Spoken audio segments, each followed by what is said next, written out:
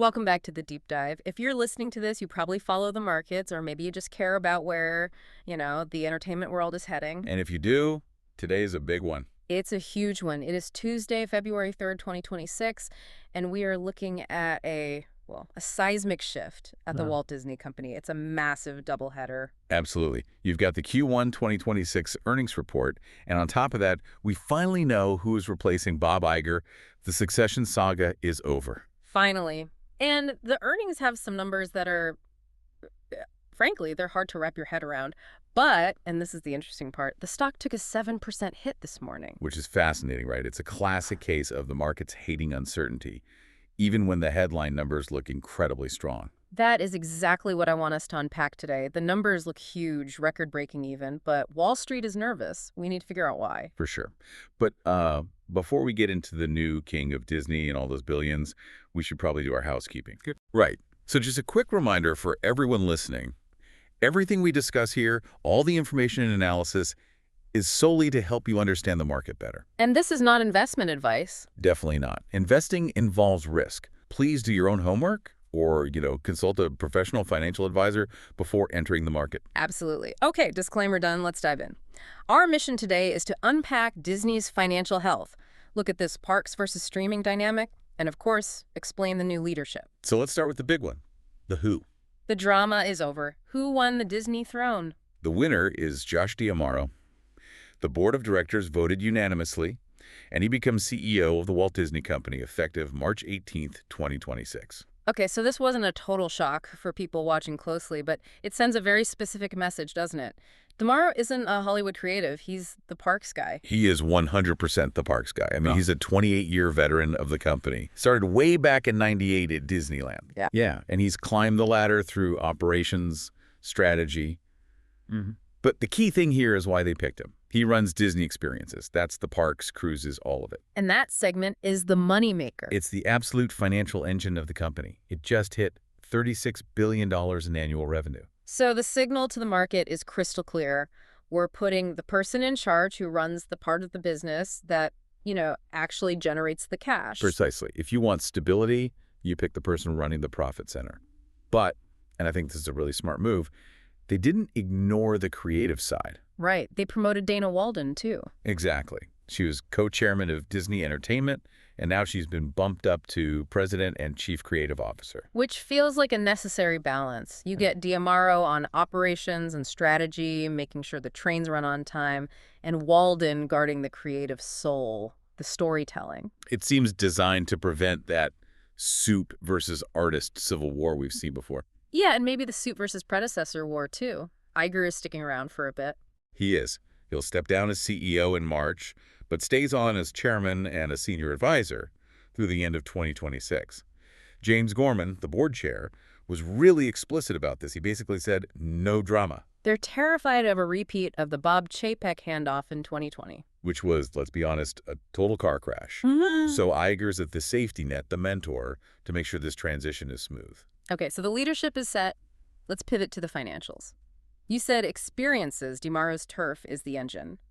Looking at this Q1 report, that engine is running hotter than ever. Hot is an understatement. For the first time in history, the Experiences segment crossed $10 billion in revenue. In a single quarter. In a single quarter. Okay. Just you try to visualize that. In 3 months, the parks and cruises generated $10 billion. That's massive. But revenue is vanity, profit is sanity, as they say. What about the operating income? And maybe, just for our listeners, what exactly is that? Good question. It's basically the profit left over after they pay for everything to run the business, wages, food, keeping the lights on, but before they pay taxes and interest. Got it. So what's the number? For Experiences, operating income hit $3.3 billion. That's up 6% from last year. So they're incredibly profitable. What's driving that? Is it just that everything costs more? Well, pricing is part of it. What they call per capita spending is up 4%. So yeah, every person in the park is spending more money. But the real star right now is the cruise line. They launched the new Disney Treasure and have another one coming. Cruise ships are just incredibly high margin once they're full. Okay, so if the parks are just printing money and the new CEO is from that world, I have to go back to my first question. Why is the stock down 7%? You found it.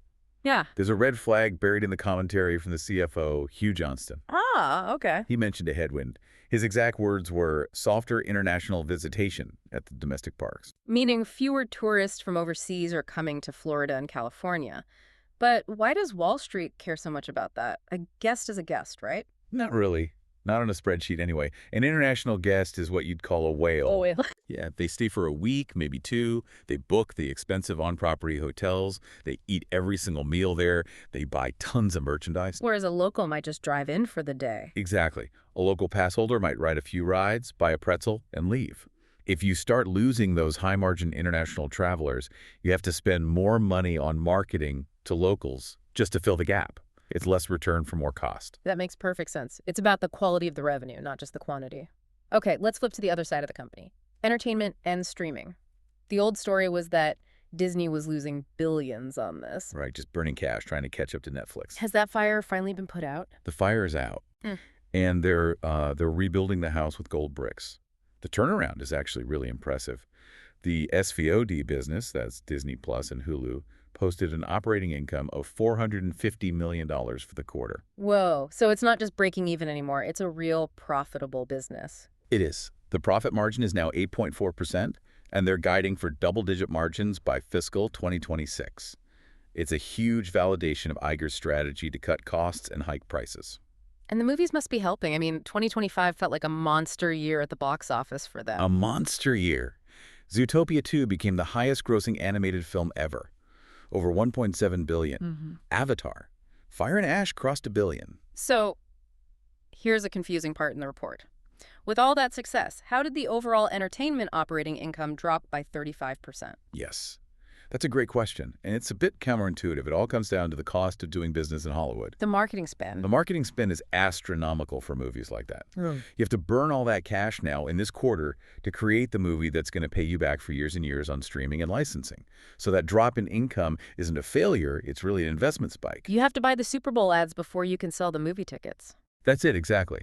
And meanwhile, the linear networks, traditional TV like ABC, that business just continues its slow decline. Revenue's down there, while streaming revenue is up 11%. It's a race. A race to grow streaming profits faster than the cable profits disappear. You got it. Okay, speaking of the future, let's talk about the wildest part of this whole report. I saw the names OpenAI and Sora pop up. Is Disney outsourcing creativity to an AI now? This was the real wild card of the call. Iger announced a licensing deal to use OpenAI's Sora. Which is their video generation AI. It is. And I'm sure it's making a lot of artists and writers very, very nervous. So what's the plan? Are they just going to make the next Pixar movie into a box? No. Iger was very careful to talk about guardrails. He said this is for creating curated short-form content. Short-form content, Yeah. So TikTok videos. Basically, yeah. They want to create a feed of high-quality Disney-branded clips inside the Disney Plus app. It's a defensive move. Ah, I see. They know our attention spans have all migrated to 30-second videos, so they want to bring that behavior inside their own ecosystem so we don't leave the app. That is the strategy in a nutshell. They're trying to compete in the attention economy against TikTok and YouTube. Right now, Disney Plus is a library of 2-hour movies.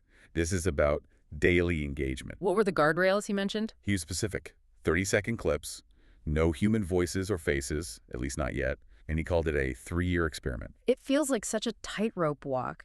You use AI to keep people engaged, but you risk diluting that handcrafted Disney magic that people pay a premium for. It's a massive execution risk. Yeah. But I think they feel like they have no choice but to be where the eyeballs are going. Let's quickly touch on the third pillar, sports. How's ESPN holding up? It's a mixed bag. Revenue was basically flat, up just 1%. Yeah. But operating income, that plummeted 23%. Wow, that's a steep drop. Let me guess, the cost to broadcast the games went up. It's skyrocketed. The rights costs, as they call it. Paying for college football, the WWE. It just gets more expensive every year. But they're doubling down, right? They just bought the NFL Network. They did. They closed the deal to acquire NFL Network and Red Zone assets. It's all about the big pivot to their standalone streaming app, ESPN Unlimited. They need to get all the sports fans to move from cable to the app before that whole cable model just collapses. It's the bridge they have to cross, and the toll to get across is very, very expensive. Okay, let's pull all of this together. New CEO tomorrow. Parks printing money, but with international headwinds. Streaming is profitable. Risky bet on AI. What's the outlook for the rest of 2026? The guidance they gave Wall Street is actually quite optimistic. They promised double-digit earnings per share growth for the year. They expect to generate $19 billion in cash. And they're buying back stock. A lot of it. $7 billion in stock buybacks, which is basically the company saying, hey, we think our stock is cheap and we're putting our money where our mouth is. And yet, the stock is down 7%, which brings us right back to where we started. If the guidance is good, what is spooking the market so much? Well, markets hate uncertainty more than they love good news. And right now, there are 3 huge question marks hanging over the company. Okay, what are they? Number 1 is succession risk. Is DeMauro really ready? Can he handle the Hollywood creative side of things? Number 2 is peak parks. If international travel really does slow down, can the parks keep growing like this, or have they hit a ceiling? And number 3 has to be the technology. Exactly, tech disruption. Can they pull off this AI experiment and the huge transition in sports without breaking the brand or alienating all their creative talent? It really feels like the company is fundamentally stronger than it was, say, 3 years ago. Streaming is fixed, but the degree of difficulty for the next CEO is just incredibly high. It is. DeMauro is taking over a ship that's moving fast, but he has to rebuild the engine while navigating a storm. It's not a caretaker job. Okay, we have covered a mountain of information today. Let's do a quick recap for everyone before we sign off. Sure. Let's boil it down to 5 key takeaways. 1. The crown. Josh DeMauro is the new CEO. It's a vote for the parks strategy. Dana Walden leads creative. 2. The cash. Parks are a beast.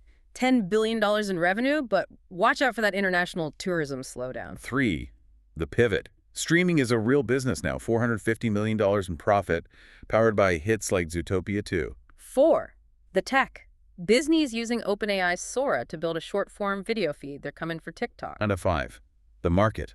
The stock is down despite strong guidance. Wall Street is just plain nervous about the transition and future growth. A perfect summary. It shows that even for the Magic Kingdom, business is a constant battle. It is. And before we go, I'll leave you with one last thought to chew on.